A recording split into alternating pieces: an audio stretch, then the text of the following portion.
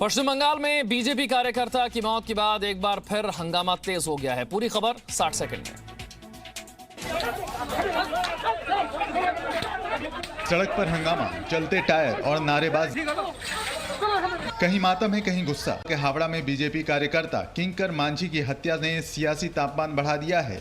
किंकर मांझी को 24 अक्टूबर को गोली मारी गई थी और पिछले 5 दिनों से वो कोलकाता के अस्पताल में भर्ती थे। पुलिस का कहना है कि जमीन विवाद में हत्या की गई है, लेकिन बीजेपी ने हत्या के लिए तृणमूल कांग्रेस को जिम्मेदार ठहराया है और इसके विरोध में बीजेपी कार्यकर्ताओं ने बागनान इलाके में विरोध प्रदर्शन भी किया। आज बीजेपी ने इस हत्याकांड के खिलाफ 12 घंटे का बंद बुलाया है। पश्चिम बंगाल में राजनीतिक हिंसा और हत्या की घटनाओं के बीच राज्यपाल जगदीप धनखड़ आज गृह मंत्री अमित शाह से मुलाकात करेंगे। पिछले कुछ महीनों में हुई राजनीतिक हत्याओं के बारे में धनखड़ ने मुखर होकर आवाज उठाई है, जिसके लिए उन्हें ममता बनर्जी सरकार की आलोचना का शिकार होना पड़ा है। हरियाणा के बल्लभगढ़ में हुए निकिता हत्याकांड मामले में एसआईटी की जांच शुरू हो गई। निकिता तोमर की हत्या की जांच कर रही एसआईटी की टीम ने निकिता के परिवार से मुलाकात की। एसआईटी के मुताबिक एफआईआर में कोई तथ्य छूट गया है तो परिवार के पास उसे शामिल कराने का विकल्प है। बीजेपी नेता कृष्णपाल गुर्जर ने भी निकिता के परिवार से मुलाकात की है। हमने उनको आश्वस्त किया है कि अपराधी को जल्दी से जल्दी सजा देने का प्रावधान, जो भी कानूनी कार्रवाई है वो की जाएगी। आरोपी तौसीफ को क्राइम ब्रांच ऑफिस से पुलिस अपने साथ लेकर गई। आरोपी के चाचा जावेद ने कहा कि वो निकिता के परिवार के साथ है। न्याय मिलना चाहिए, हम न्याय के साथ हैं, अन्याय के साथ नहीं है। चाहे वो हमारा अपना बच्चा हो, चाहे वो किसी दूसरे का हो। वहीं बीजेपी नेता संजीव बालिया ने निकिता की हत्या पर कांग्रेस नेता राहुल गांधी और प्रियंका वाड्रा के बल्लभगढ़ नहीं जाने पर सवाल उठाया है। बीजेपी का आरोप है कि हाथरस जाने के लिए जिद पर अड़े राहुल गांधी और प्रियंका वाड्रा इसलिए बल्लभगढ़ नहीं जा रहे हैं क्योंकि आरोपी तौसीफ के परिवार के कई लोग कांग्रेस से जुड़े हुए हैं। केंद्र सरकार ने जम्मू कश्मीर में भूमि स्वामित्व अधिनियम संबंधी कानून में बदलाव किया तो जम्मू कश्मीर की सियासी पार्टियों को अपनी जमीन खिसकती दिख रही है। और अब किस तरह इस बदलाव को बल्लभगढ़ की वारदात से जोड़ा जा रहा है, देखिए 60 सेकंड में। जम्मू कश्मीर में भूमि स्वामित्व अधिनियम संबंधी कानून में हुए बदलाव पर पीडीपी का सियासी हंगामा जारी है। सड़क पर प्रदर्शन किए जा रहे हैं और जुबान पर है अजीबोगरीब बयान। पीडीपी के महासचिव सुरिंदर चौधरी का कहना है कि जम्मू कश्मीर में दूसरे राज्यों के लोग बसेंगे तो अपराध बढ़ेगा। इससे यहाँ पे क्राइम रेट बढ़ेगा। जो बाहर के लोग आएंगे वो उससे क्या होगा, यहाँ गुंडागर्दी बढ़ेगी, यहाँ रेप केस बढ़ेंगे, यहाँ लोगों में जमीनों पे कब्जे मारे जाएंगे। तो सवाल यह है कि क्या कानून व्यवस्था को इस जमीन बिल से जोड़ना ठीक है? भू स्वामित्व बिल रहते हुए भी जम्मू कश्मीर में कठुआ जैसा कांड हो चुका है। फिर इस तरह की दलील क्या सिर्फ अपनी राजनीतिक जमीन बचाने की कोशिश भर नहीं? जम्मू कश्मीर से आर्टिकल 370 खत्म होने के बाद से ही पीडीपी और नेशनल कॉन्फ्रेंस अपनी सियासी जमीन की तलाश में हैं और उनके बयान रोज रोज नए विवाद बढ़ा रहे हैं। महबूबा मुफ्ती के तिरंगा का अपमान करने के खिलाफ पार्टी टूट रही है। अब पीडीपी के एक और नेता रमजान हुसैन ने बीजेपी का दामन थाम लिया है।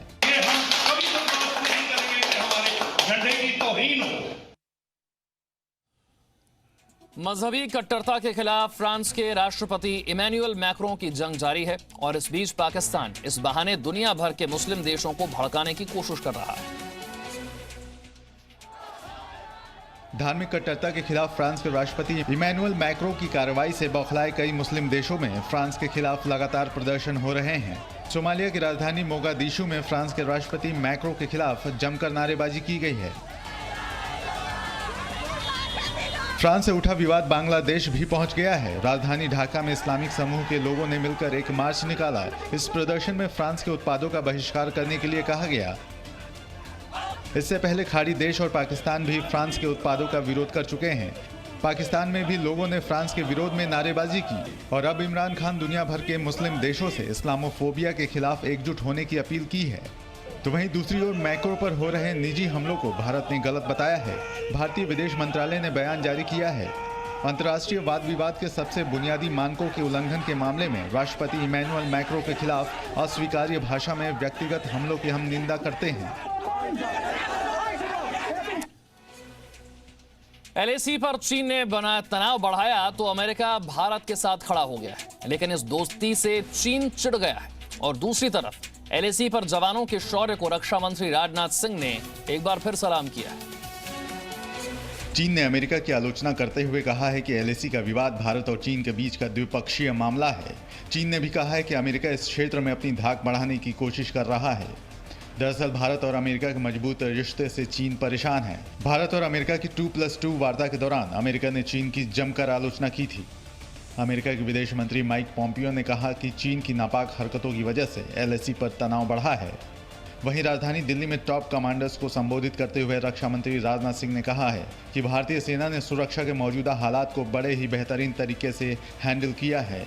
रक्षा मंत्री ने भरोसा दिलाया कि सेना की ताकत बढ़ाने के लिए जो भी करना पड़े सरकार जरूर करेगी। इस बात की जानकारी रक्षा मंत्री ने ट्वीट करके दी।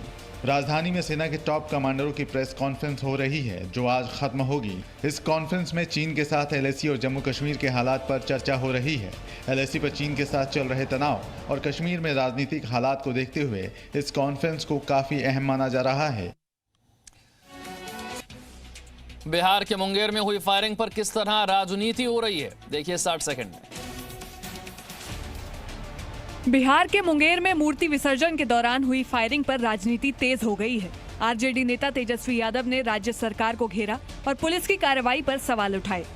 हम तो जानना चाहते हैं कि ट्वीट के अलावा सुशील मोदी जी ने क्या किया है और जनरल डायर बनने की अनुमति किसने दी। वहीं बीजेपी ने इस मामले में दोषियों के खिलाफ कड़ी कार्रवाई की मांग की है। अपने सनातन की रक्षा के लिए मुझे अपने लोगों के साथ बर्बरता पूर्वक कार्रवाई हो। मैं सरकार से मांग करता हूं कि इसके लिए एक जांच की कमेटी बने। बिहार के मुंगेर में विसर्जन के दौरान हुई फायरिंग में 17 साल के अनुराग तोमर की मौत हो गई थी और 5 लोग घायल हुए थे। मुंगेर पुलिस के खिलाफ स्थानीय लोगों में काफी गुस्सा है। मुंबई की लाइफलाइन कहे जाने वाली लोकल ट्रेन आम लोगों के लिए कब शुरू होगी, जानिए 60 सेकंड में। महाराष्ट्र सरकार ने रेलवे से आम लोगों के लिए लोकल ट्रेन शुरू करने का आग्रह किया है। अभी आम लोगों के लिए लोकल सेवा बंद है। महाराष्ट्र सरकार ने रेलवे को लिखी चिट्ठी में सुझाव दिया है कि आम लोगों को पहली लोकल ट्रेन शुरू होने से लेकर सुबह 7:30 बजे तक, इसके बाद सुबह 11 बजे से शाम 4:30 बजे तक और उसके बाद रात 8 बजे से आखिरी लोकल ट्रेन चलने तक सफर की अनुमति दी जा सकती है। हर 1 घंटे के अंतराल पर महिला स्पेशल ट्रेन चलाई जा सकती है। अभी आम लोगों के लिए लोकल सेवा बंद है। सिर्फ सरकारी कर्मचारी और आवश्यक सेवा से जुड़े लोगों को ही लोकल ट्रेन में सफर की इजाजत है। लेकिन अब महाराष्ट्र सरकार चाहती है कि सेवा आम लोगों के लिए भी बहाल हो। अपनी चिट्ठी में महाराष्ट्र सरकार ने अपील की है कि उपनगरीय ट्रेनों के फेरे भी बढ़ाए जाएं। फिलहाल रेलवे मुंबई उपनगरीय नेटवर्क पर 1410 विशेष ट्रेनों का संचालन कर रहा है, जिसमें 10 महिला विशेष ट्रेनें भी शामिल हैं।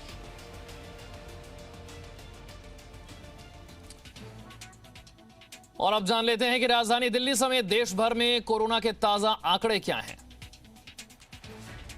राजधानी दिल्ली में कोरोना संक्रमण के मामले तेजी से बढ़ रहे हैं। दिल्ली में पिछले 24 घंटे में संक्रमण के रिकॉर्ड 5000 से ज्यादा केस सामने आए। संक्रमण की दर 9.37% तक हो गई है। 24 घंटे में 40 मरीजों की मौत हुई है, जबकि इलाज के बाद 4128 लोग ठीक हुए हैं। वहीं देश में कोरोना संक्रमण के मामले 79 लाख से ज्यादा हो गए हैं। कोरोना के नए मामलों में कमी आ रही है और कोरोना से ठीक होने वाले मरीजों की संख्या में रोज सुधार देखने को मिल रहा है। संक्रमण के 43,893 नए केस आए और 508 लोगों की मौत हुई। देश में कोरोना वायरस से अब तक 79,90,322 लोग संक्रमित हुए हैं, जिनमें से 72,59,509 लोग इलाज से ठीक हो चुके हैं। देश में इस वक्त 6,10,803 कोरोना संक्रमितों का इलाज जारी है। कोरोना संक्रमण से अब तक 1,20,010 लोगों की मौत हो चुकी है, जबकि इलाज से ठीक होने वालों की दर यानी रिकवरी रेट 90.85% तक पहुंच गया है। हालांकि सर्दियों के मौसम में कोरोना संकट और गंभीर होने का खतरा जताया जा रहा है। अयोध्या में दमकल कर्मियों और पुलिस वालों ने मिलकर कैसे एक 45 वर्ष की महिला की जान बचाई, देखिए 60 सेकंड में। रात का अंधेरा है और 150 फीट गहरा कुआं है जिसमें अटकी है एक जान। मुश्किल बड़ी है, लेकिन फायर ब्रिगेड की टीम और पुलिस वालों का हौसला कहीं ज्यादा बड़ा है। तस्वीरें अयोध्या से आई हैं, जहां 45 वर्ष की अलका अग्रवाल 150 फीट गहरे कुएं में गिर गई।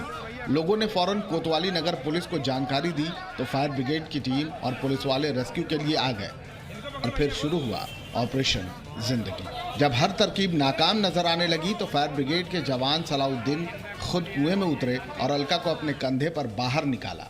कोतवाली नगर क्षेत्र में एक महिला एक कुएं में गिर गई थी और सूचना पर तत्काल फायर सर्विस की रेस्क्यू टीम, सिविल पुलिस और सभी अधिकारीगण यहाँ आए, उनको रेस्क्यू किया गया और वो कुशल हैं।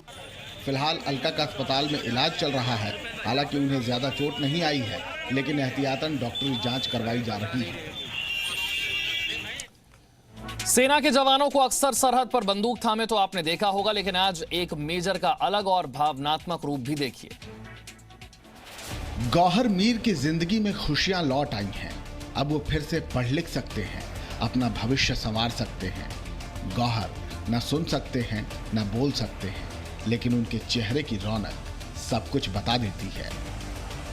कुपवाड़ा के रहने वाले गौहर को ये खुशियां मिली हैं 21 राष्ट्रीय राइफल के एक मेजर की वजह से, जिन्होंने मानवता दिखाते हुए गौहर की सारी जिम्मेदारी उठाने का फैसला किया और अब कुपवाड़ा के स्कूल में गौहर का 9वीं क्लास में दाखिला भी हो चुका है। अब हम स्टार्ट करेंगे इनकी 9th क्लासेस की जो एजुकेशन है, स्पेशल एजुकेशन, वो यहाँ पे ही हम देंगे। जैसे साइन लैंग्वेज में इनको जो भी सिखाना है, 9th क्लास की बुक्स वगैरह, वो मैं इनको सिखाऊंगा और इनरोल रहेगा ये यहाँ पे ही एक लोकल स्कूल में। तो इसके जरिए और इसी के थ्रू ये हम आगे प्रोसेस करेंगे। आर्मी अफसर ने गौहर के लिए सिर्फ किताबें, यूनिफॉर्म की जिम्मेदारी नहीं उठाई है, बल्कि उनका इलाज कराने का भी फैसला किया है।